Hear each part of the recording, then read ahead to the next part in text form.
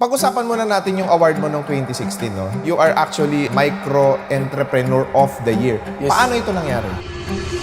Gumagawa lang si Mama ng kape para lang pangdagdag ng pangbenta sa kanyang maliit na sari-sari store. Pero may dumating na pagsubok sa palengke. Nasunog ang buong merkado, kasama doon ang tindahan ni Mama Nelly.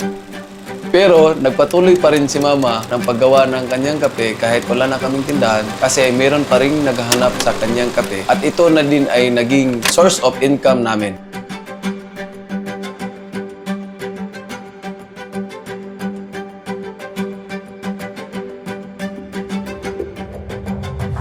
Sa aking entrepreneurial journey in participating trade fairs, ito ay nakakatulong sa amin kasi nakakuha ito ng broad exposures, reputations, at saka mga connection sa mga bago naming customers. Connecting to the new customers at naging valuable din ang aming relationships nila.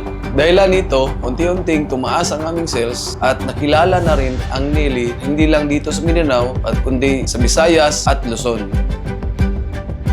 Hindi din nagpapahuli ang teknolohiya na nagbibigay ng magandang resulta dito sa ating mga packaging sa ating mga business. Ang teknolohiya ay nakapagbigay ng crucial role sa success sa Nelly business. Sa pamagitan ng modernong production techniques, na-enhance din ang efficiency, consistency of the product quality na nakukuha natin dito. Dahilan sa teknolohiya na ginamit ni Nelly, na-meet na namin ang higher market standard. Dahilan dito, ang Nelly, kahit nagsimula siya sa isang home-based products, hindi siya nagpapahuli. At ngayon, ginagamit niya ang teknolohiya sa pamagitan na sa mga bagong pamamaraan, gumawa na rin ng mga iba't ibang produkto ang Nelly. Hindi lang siya nag-stick sa isang produkto, kundi gumagawa na rin si Nelly ng mga iba't ibang produkto. Sumasangayon ngayon ang mga ginawang produkto ni Nelly sa mga kinakailangan ng mga tao.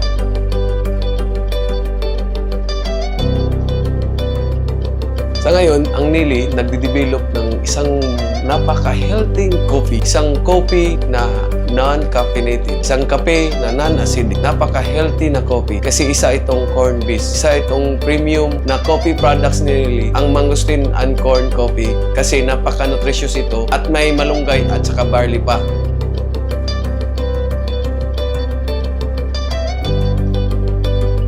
Dahilan sa teknolohiya, ang Nelly available na sa iba't ibang online selling platform. Sa isang click lang, makakarating na inyong orders ng Nelly kahit saan sulok man kayo ng mundo. Ang Nelly magpapatuloy sa kanyang paglago. Hangarin niya, makamit niya ang quality, innovations, and customer satisfaction.